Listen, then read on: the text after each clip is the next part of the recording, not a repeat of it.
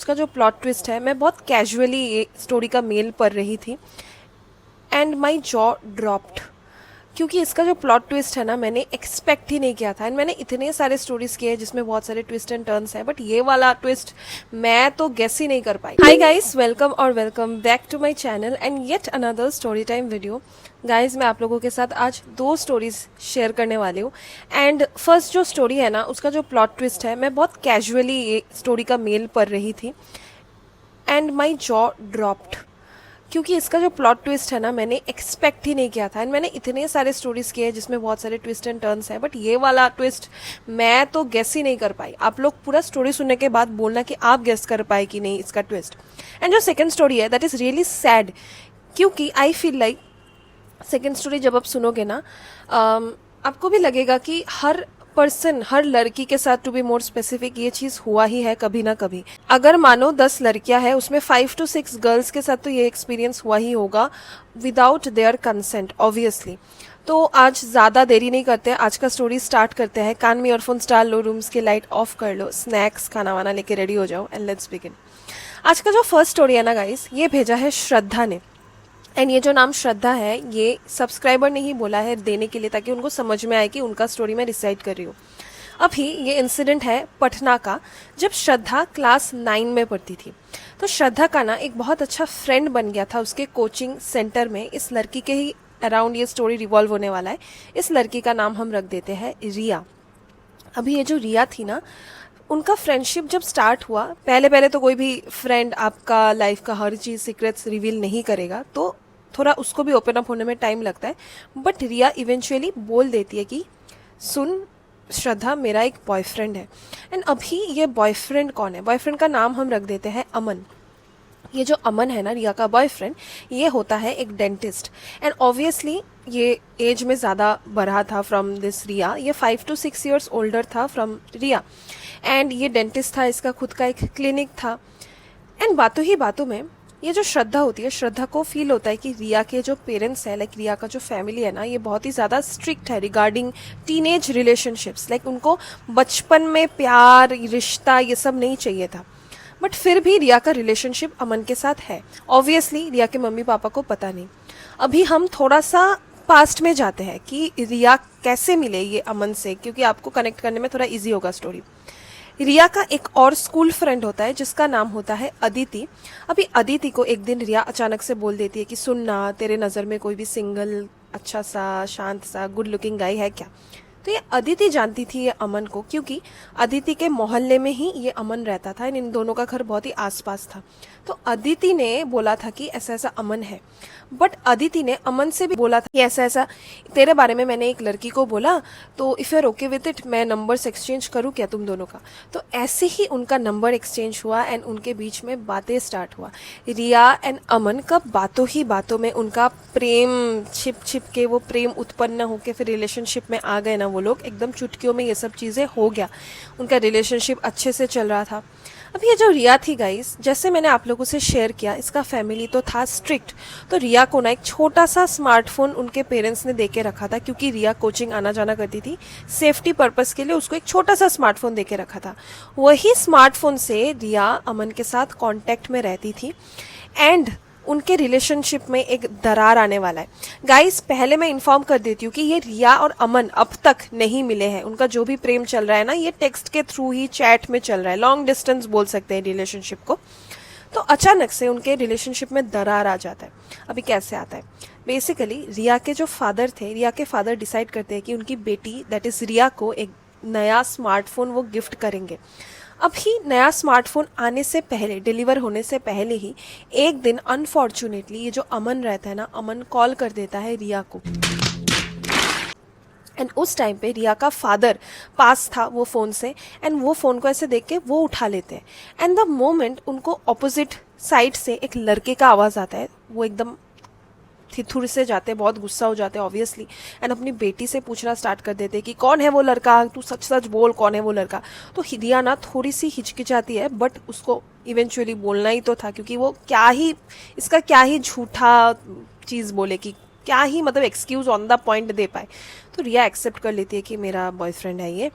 उसका फादर इतना गुस्सा होता है कि वो उसको उस पर चिल्लाता तो है बट उसको एक चाटा भी मार देता है, उसका फ़ोन भी ले लिया जाता है।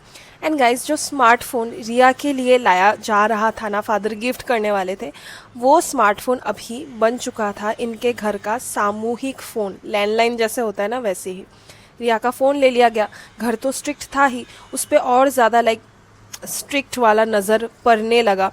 अभी रिया फिर भी वो ब्रेकअप देना नहीं चाहती थी क्योंकि शी लव्ड दिस अमन। तो वो क्या करती थी, वो कोचिंग जाती थी, कोचिंग में अपने क्लासमेट्स लोगों का फ़ोन लेती थी एंड वैसे कांटेक्ट करती थी ये अमन को। ऐसे उनका रिलेशनशिप काफ़ी हफ्ते बीत जाते हैं एंड फाइनली एक दिन आता है जब वो लोग मिलने वाले होते हैं। बेसिकली क्या होता है कि रिया अपने फ्रेंड्स के साथ कहीं पे जाती है, ग्रुप डेट बोल सकते हैं इसको हम।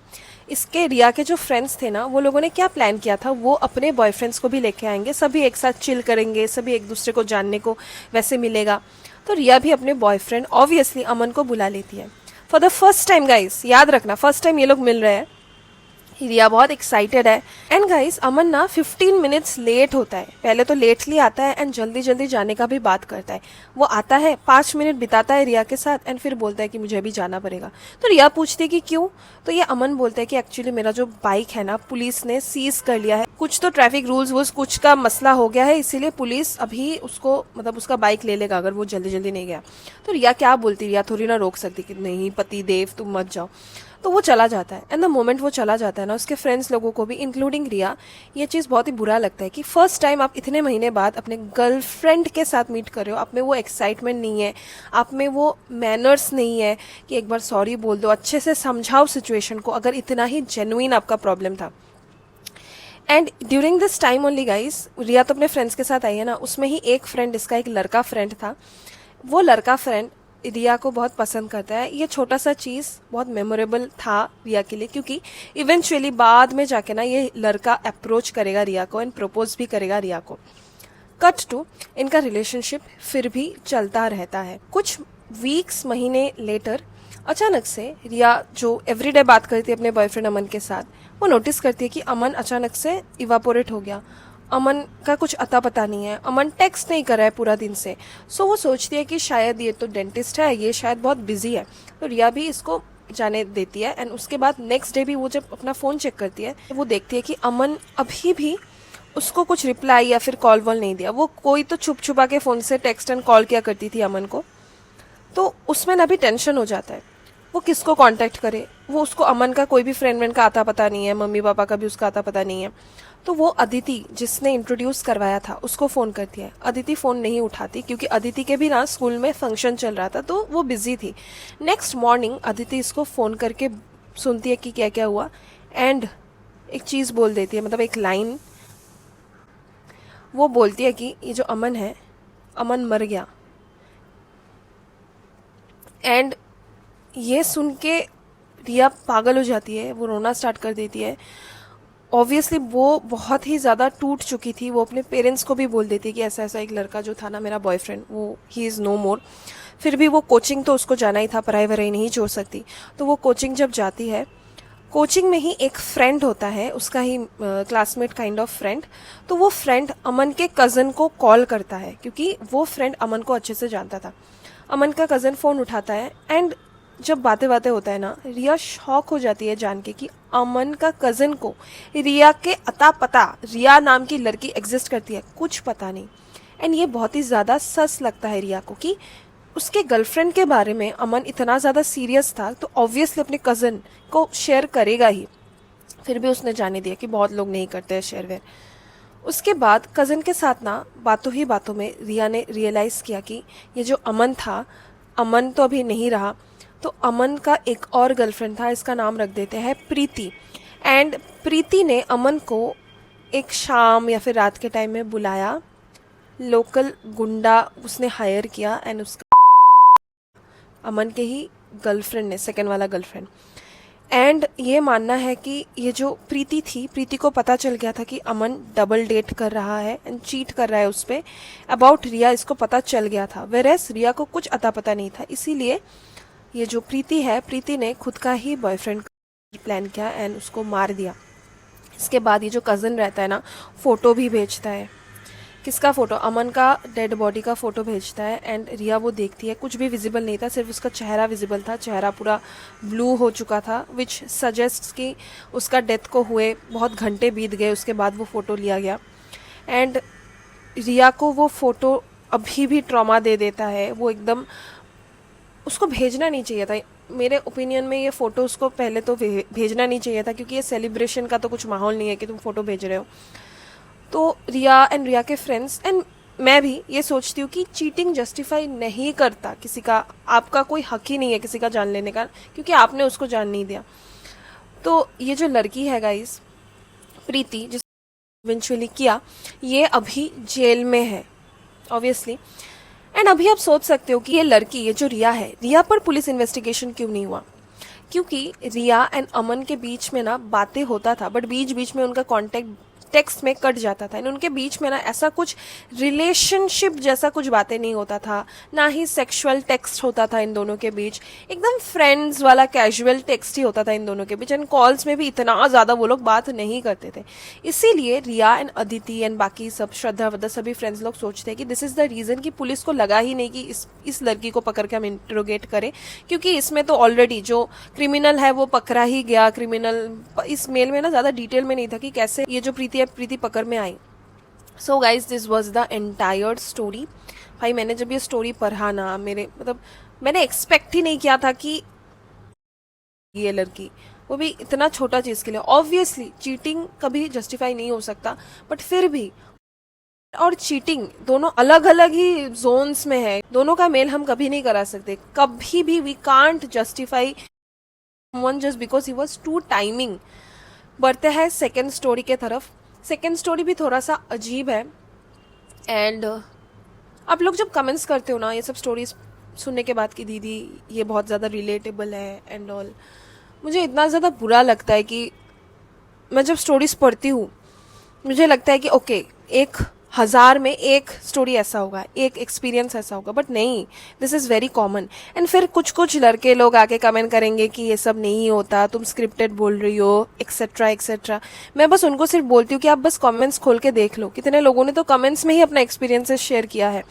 एंड मैं इतना ज़्यादा कंसिस्टेंट हूँ, मुझे अगर स्टोरीज अभी बनाने बैठूँ ना, मैं शायद हफ्ते में एक वीडियो दे पाऊँगी, क्योंकि ऐसा लेवल का स्टोरीज बनाने के लिए ना मुझे अपना दिमाग की शक्तियों का एक अलग ही लेवल में प्रयोग करना पड़ेगा। बढ़ते हैं सेकंड स्टोरी की तरफ। गाइस, सेकंड स्टोरी भेजा है मेघा ने।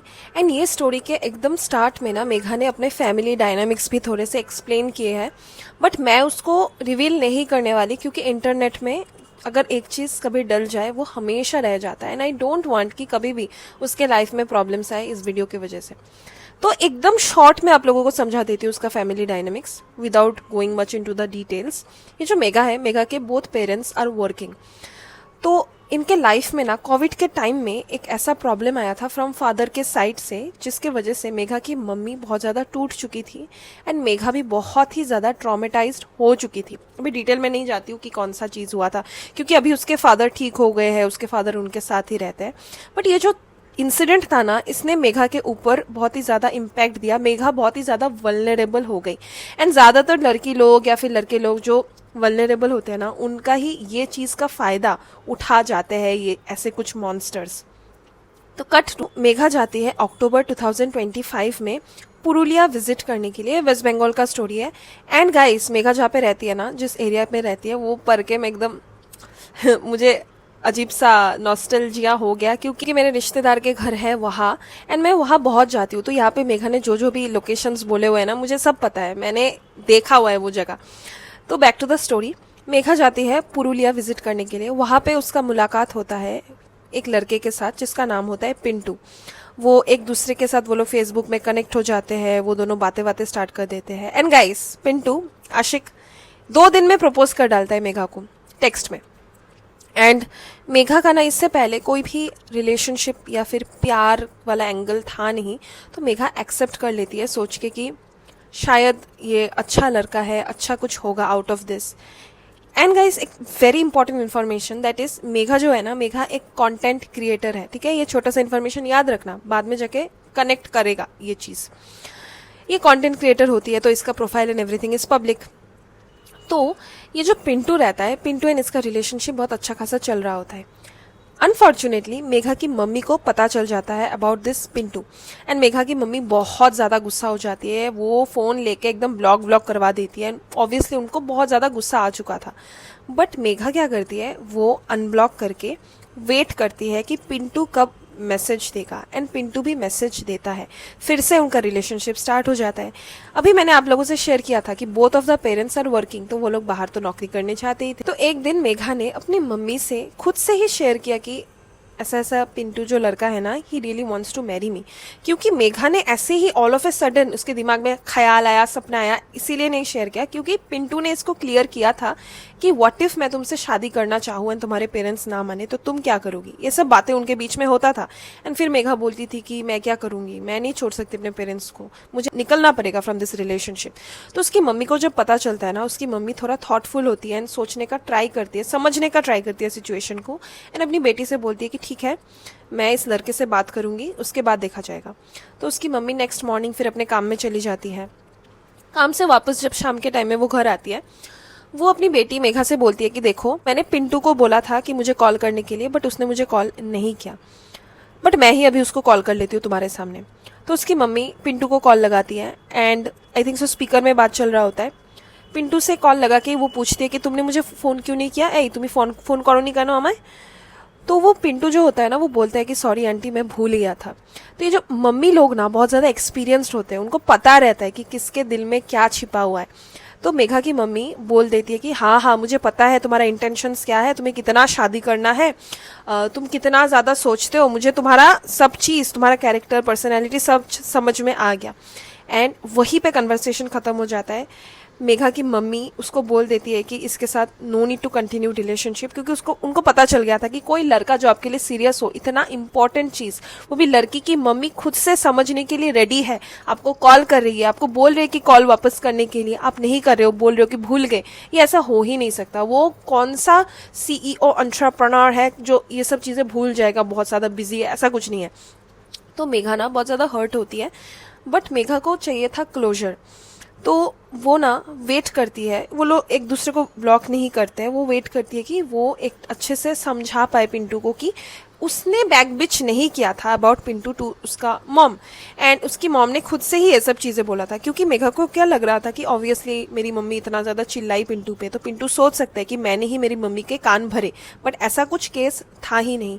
फिर भी उनका ब्रेकअप हो जाता है, एंड ये मेघा का फर्स्ट रिलेशनशिप था, ऑब्वियसली उसके दिल पे बहुत ज़्यादा इम्पैक्ट ये चीज़ ने डाला था।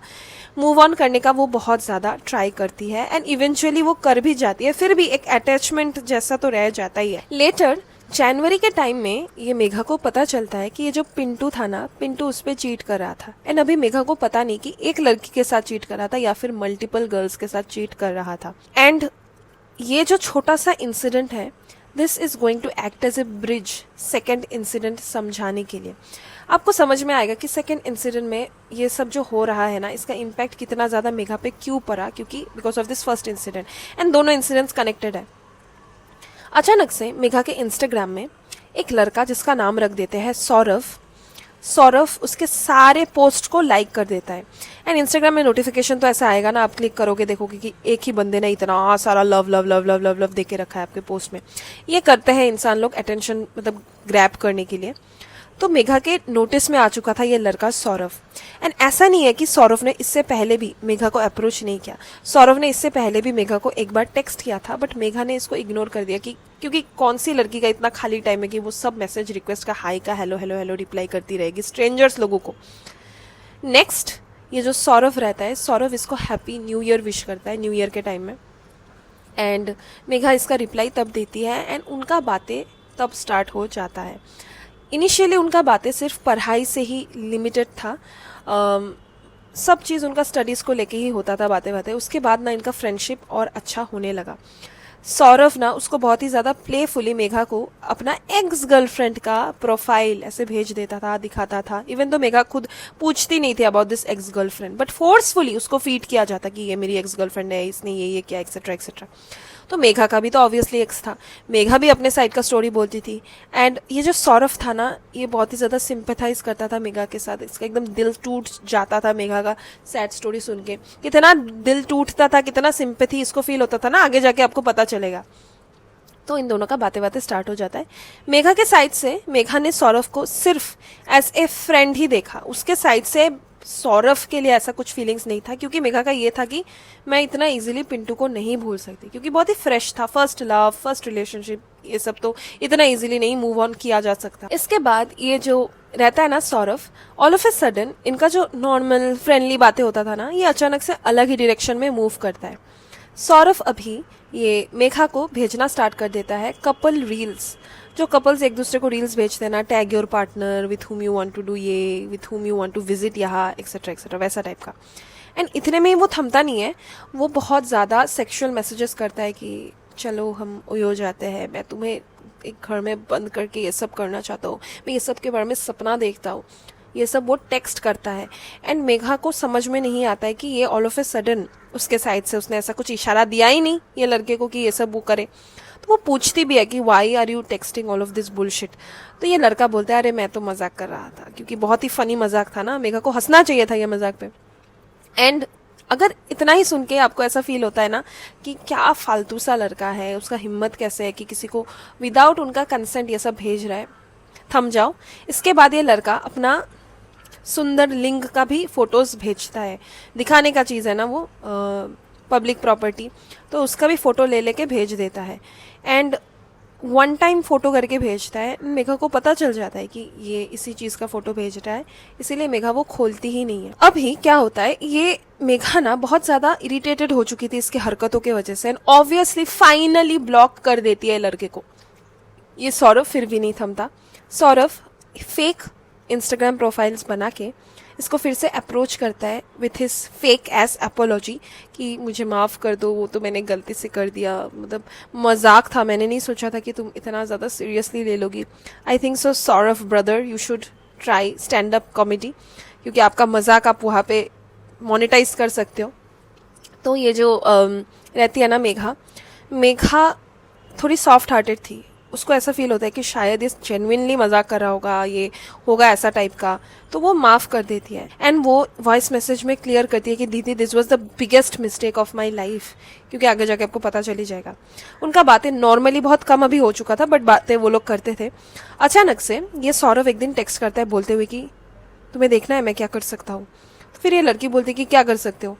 तो ये सौरभ बोलता है कि मैं तुम्हारा नंबर अभी निकाल के दे सकता हूँ। ये मेघा को ना इस पर बिलीव नहीं हो रहा था, तो मेघा वाज लाइक निकाल के दो। ये सौरभ फिर बोलता है कि 5 सेकंड दो, मैं निकाल के देता हूँ। सौरभ 5 सेकंड में ही उसका नंबर बाकी सब डिजिट्स हैश करके देता है एंड लास्ट का 4 डिजिट विजिबल करके दे देता है। एंड मेघा ना ये देख के एकदम शॉक हो जाती है एंड वो बोलती है कि पूरा नंबर दो तब मैं मानूँ, एंड वो पूरा नंबर दे देता है। मेघा ने उसने वॉइस मैसेज मुझे भेजा है, मेल में लिखा नहीं है। उसने पूछा है कि दीदी आपको पता है क्या ये सब कैसे करते हैं। एंड एक्चुअली मुझे पता है, बट आई थिंक सो मैं आपको मेल करने वाली हूँ कि कैसे किया जाता है ये चीज़। एंड गाइस अगर आप ये देख रहे हो ना, प्लीज़ कमेंट में मत लिखना ये सब कैसे होता है, क्योंकि आई डोंट वांट कि कोई इंसान ये सब देख के उसको आइडियाज़ मिले, ठीक है। इसीलिए I am urging you all to not comment कि कैसे ये मिल सकता है किसी का भी number through Instagram, Facebook and all. Back to the story. तो ये ना वो उसका जब फ़ोन नंबर भेज देता है ये लड़का, वो पूरा काँप जाती है, किलस जाती है बहुत ही ज़्यादा। वो अभी डर चुकी रहती है कि ये लड़के के पास इतना ज़्यादा पावर कैसे है, ये हैक वैक अगर कर ले फ़ोन, ऑब्वियसली उसका टेंशन होगा ही। इसके बाद से गाइस ये जो सौरभ रहता है ना, कॉन्स्टेंटली व्हाट्सएप में सेक्सुअल मैसेजेस भेजता रहता है एंड ये सब चलता है। अभी मेघा के पास कोई नहीं था जिसके साथ वो शेयर कर पाए। दिस इज सो सैड भाई। वो चैट जीपीटी के साथ अपना सब चीज़ शेयर करती है, चैट जीपीटी से वो ओपिनियन लेती है। मैं भी ऐसी करती हूँ भाई, वो अलग चीज़ है, बट फुद्दू चीज़ें मैं पूछती हूँ। तो चैट जीपीटी उसको बोलता है कि हर जगह से उसको ब्लॉक कर दो, उसका हर नामो निशान मिटा दो, वो वैसे ही करती है। अचानक से 9 मार्च को ये जो मेघा रहती है ना, मेघा कोई तो शादी उनका था रिश्तेदार में, वो अटेंड करके वापस घर आ रही होती है एकदम सुबह सुबह। वो नोटिस करती है उसके फ़ोन में नोटिफिकेशन आ गया है from a unknown number, and वो नोटिफिकेशन में डायरेक्ट टेक्स्ट लिखा हुआ है कि मैं सौरभ। एंड वो ना एकदम डर सी जाती है। वो पूछती भी है कि अरे ये सब क्या है, तुम क्यों मुझे टेक्स्ट करते रहते हो, अलग अलग क्यों ऑप्शंस निकालते रहते हो मेरे से बात करने का। तो ये सौरभ कितना कैजुअली बोलता है कि मैं मजाक कर रहा था, मजाक कर रहा था। सेम चीज़, सेम उसका सुई एक ही चीज़ पे लटक गया था कि ये मजाक है। एंड ये चीज़ मेघा को डाइजेस्ट ही नहीं हो रहा था कि जो चीज़ से वो इतना ज़्यादा डिस्टर्ब्ड हो चुकी थी, ये चीज़ किसी के लिए इतना छोटा चीज़ कैसे हो सकता है। आपके पास कितना खाली टाइम होगा कि आप लड़कियों को ये सब मैसेजेस कर रहे हो, उसके बाद ऐसे ही लोग अनएम्प्लॉयमेंट अनएम्प्लॉयमेंट करके चिल्लाते रहते हैं लाइक मुझे नौकरी चाहिए, नौकरी चाहिए। अरे ये टाइम कोई स्किल सीखने में लगाओ। And Megha by the end of the story वो पूछती है कि दीदी मैं कंटेंट क्रिएटर हूँ, एंड आई कैन फील हर, क्योंकि मैं भी कंटेंट क्रिएटर हूँ, पार्ट टाइम कंटेंट क्रिएटर। तो मैं क्या करूं, मैं अभी अपना प्रोफाइल को प्राइवेट नहीं कर सकती, वो पब्लिक ही होगा, मुझे अपना करियर छोड़ना पड़ेगा अगर ये बंदे से डर के मैं मतलब ये सब सोचती रहूं। तो मैं क्या करूं, कभी भी वो मुझे एक्सेस कर सकता है, कभी भी मेरे लाइफ के बारे में उसको पता रह सकता है चीज़ें, क्योंकि वो ऑब्वियसली पोस्ट करती है। सो इसमें मेरा ओपिनियन होगा कि आप जब भी पोस्ट करते हो ना, आप सपोज कहीं पे विजिट करने जा रहे हो, 13 तारीख को आप विजिट करने जा रहे हो, तो 13 तारीख को पोस्ट मत करो, वापस लौट के घर आ जाओ। 15 तारीख को जब आप घर आ जाओगे, 16 तारीख को फिर पोस्ट करो, वो लोकेशन आप आराम से दे सकते हो। एंड ऐसा कुछ भी पोस्ट ही मत करो जहाँ पे आपका लोकेशन इजीली विजिबल हो। घर के सामने ऐसा एरिया जो इजीली आइडेंटिफाइबल हो, वहाँ पे तो खड़े होके पोस्ट करो ही मत। गाइस आप लोग भी कमेंट करो कि मेघा को क्या करना चाहिए अभी, इवन दो उसके जीवन में अभी ये सब एकदम बंद हो चुका है अप्रैल के बाद से। व्हाट इफ वो बंदा फिर से आए, तो तब मेघा का क्या एक्शन होना चाहिए, क्या रिएक्शन होना चाहिए, मेघा को क्या करना चाहिए ताकि ये लड़का फिर से घूम के भी ना देखे। एंड मेघा अगर आप कमेंट्स पढ़ते भी हो, किसी का भी ओपिनियन एकदम दिल पे मत लेना, एकदम सीरियसली भी मत लेना, आप वही करना जो आपको भाता है, आपको लॉजिकल लगता है। मिलते हैं नेक्स्ट स्टोरी टाइम वीडियो में, तब तक stay safe, stay healthy and always remember life में थोड़ा डरना एंड सतर्क रहना जरूरी है। बाय।